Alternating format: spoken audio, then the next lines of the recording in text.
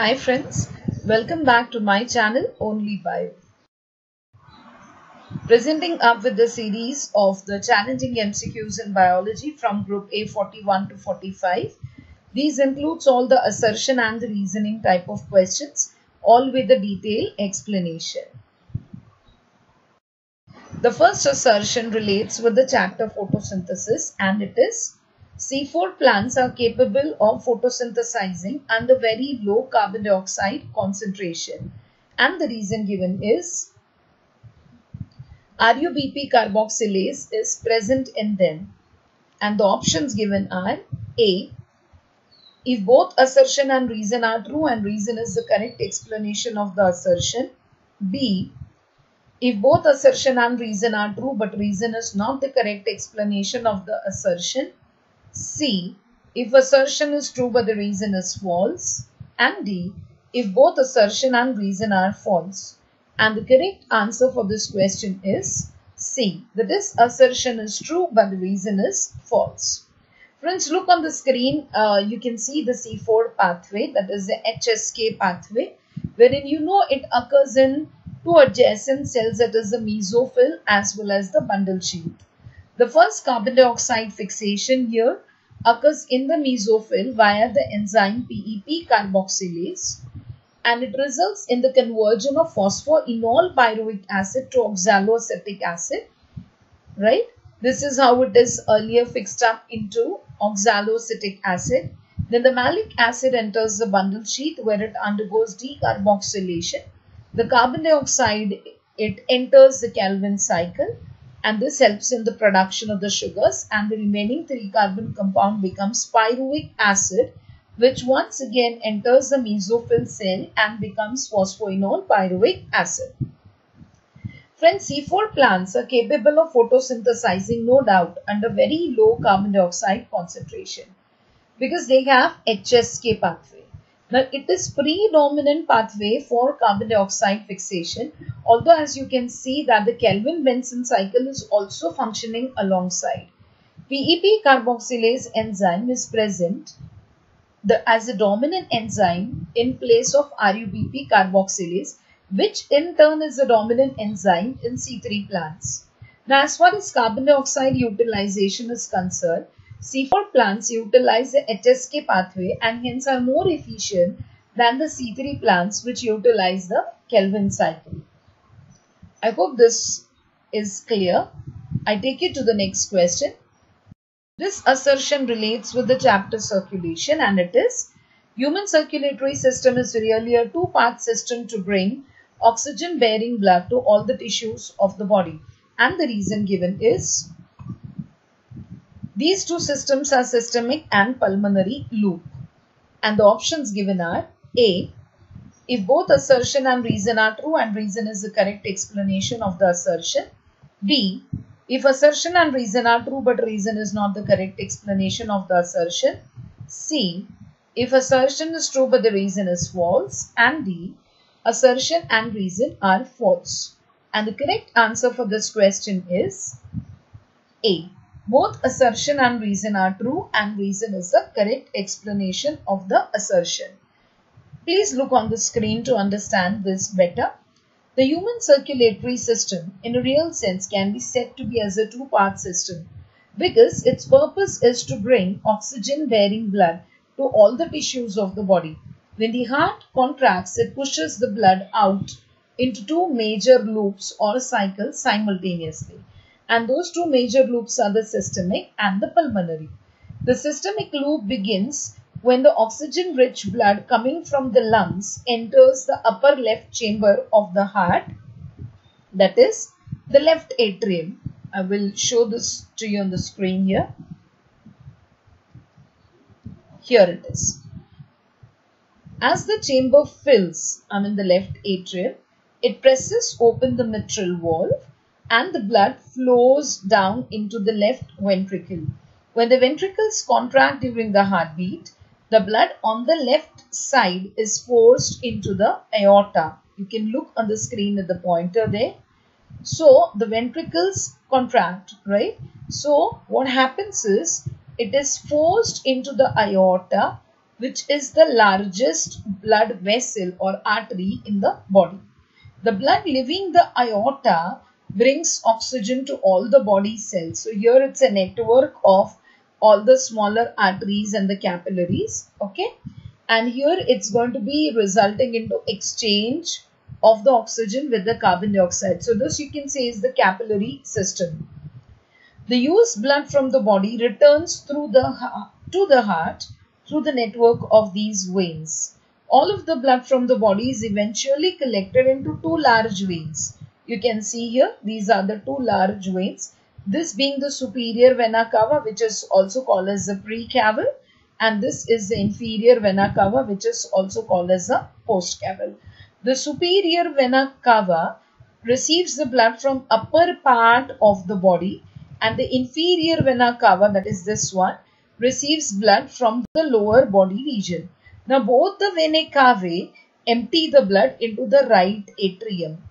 Okay, and from here the blood begins its journey into the right ventricle, and from here it enters up the pulmonary artery and it enters up into the pulmonary circulation. So from here the blood begins its journey through the pulmonary cycle. From the right atrium, once it has ascended into the right ventricle, of course crossing up the tricuspid valve here, and then once the ventricle contracts, the blood is pushed into the pulmonary artery, and you can see it gives out two branches. Okay, one going to the left lung and one going to the right lung. Ideally this is the left and this is the right lung. Okay, and then what is going to happen is the fresh oxygen rich blood will return back from the lungs into the left atrium of the heart through the pulmonary veins. So these are the pulmonary veins, symbolic of the pulmonary veins. So the systemic cycle is controlled by the left side of the heart and the pulmonary cycle by the right side of the heart. I hope you have understood. The next assertion relates up with kingdom Plantae. You may say it relates up with the classification of plants. And the assertion is peptidoglycan is found in the cell wall of algae. And the reason given is blue-green algae are a group of eukaryotes. And the options given are A. If both assertion and reason are true and reason is the correct explanation of the assertion. B. Both assertion and reason are true, but reason is not the correct explanation of the assertion. C. Assertion is true, but the reason is false. And D. Both assertion and reason are false. And the correct answer is D. Both assertion and reason are false. Now friends, remember peptidoglycan. It is like murin, mucopeptide जिसे हम कहते हैं. It is the cell wall component of the bacteria. Please look on the screen. Now here you can see, you all know that the bacteria can be classified as a gram-positive and the gram-negative bacteria. And both of them have peptidoglycan in their cell wall. Now 70 to 80% of the cell wall material in the gram-positive bacteria is composed of this material. That is, you can see here on the screen, that is the thick peptidoglycan, right? You can see the red area, that is the thick peptidoglycan. So it contributes 70 to 80% of the cell wall material in the gram-positive bacteria. And it is also present in the gram-negative bacteria. But look here, it is in the proportion of say 10 to 20%. Okay, it is only 10 to 20%. So this is the reason why basically the gram-positive and the gram-negative bacteria, they respond differently to the gram staining. And रही बात about जो reason दिया हुआ है, the reason, that is cyanobacteria. Cyanobacteria nothing but the blue-green algae. And this term cyanobacteria was coined under the rule of the International Code of Nomenclature of the Bacteria in 1978. So blue-green algae जो होते हैं वो gram-negative prokaryotes होते हैं. They are not eukaryotes, they are prokaryotes, and definitely they perform oxygenic photosynthesis. Okay, you can look on the screen once again so that you get to know the difference between the gram-positive and the gram-negative bacteria. Coming to the next question, the next assertion relates with the chapter photosynthesis, and it is smoke reduces photosynthesis, and the reason given is smoke contains sulfur dioxide and oxides of nitrogen and hydrocarbons, and the options given are A.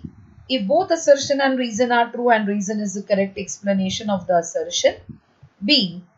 If both assertion and reason are true but reason is not the correct explanation of the assertion. C. Assertion is true but the reason is false. And D. Both assertion and reason are false. And the correct answer for this question is B. Both assertion and reason are true but reason is not the correct explanation of the assertion. Friends, remember several air pollutants definitely are going to affect the efficiency of photosynthesis, maybe directly or indirectly. Smoke एक important factor है जो photosynthesis पे negative impact करेगा because it reduces the light and thus indirectly it reduces photosynthesis. Now smoke contains oxides of nitrogen, hydrocarbons, and this in presence of ultraviolet radiations of the sunlight, they react to form peroxyacetyl nitrate, and that is normally we call it as PAN. And this peroxyacetyl nitrate, it blocks the Hill reaction and thus it affects the photosynthesis adversely. Now smoke also contains sulfur dioxide which affects all the membrane systems of the plants and reduces the efficiency.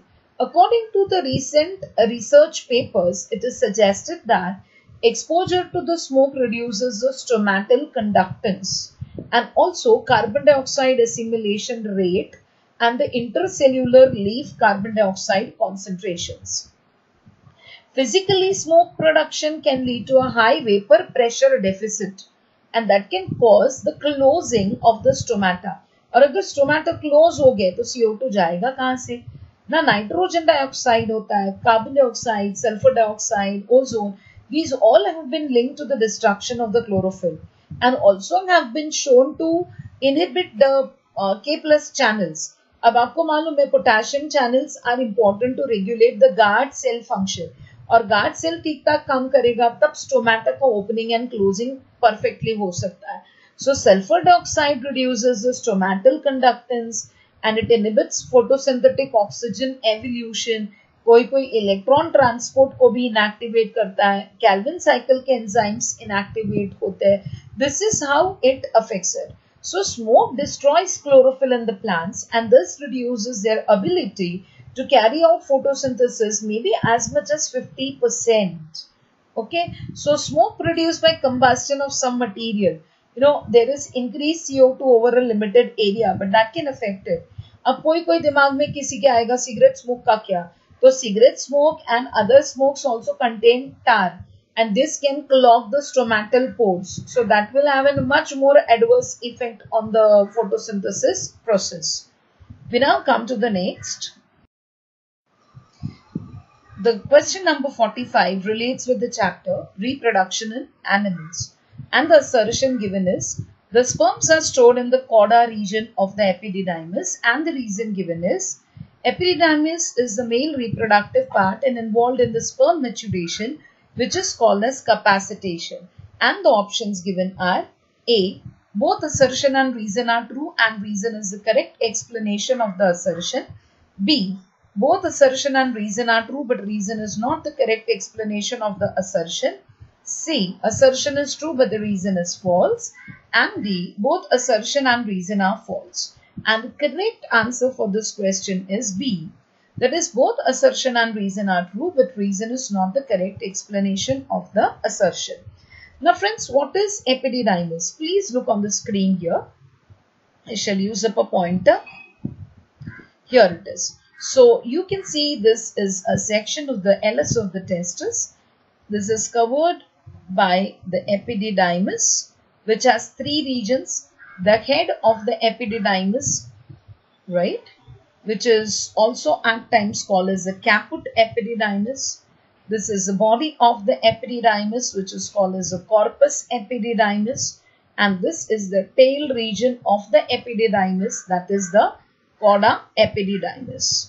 Now let us understand the epididymis is part of the human male reproductive system and is present in all the male mammals. It is a narrow, tightly coiled tube connecting the efferent ducts from the rear end of each testicle to its vas deferens. The epididymis can be divided into three regions, just as I had shown you. And what are those? The head, body and the tail. That is caput, corpus and the cauda. Now sperms formed in the testes, they enter the caput epididymis, that is the head. From there they progress to the corpus and finally reach the cauda region where they are stored.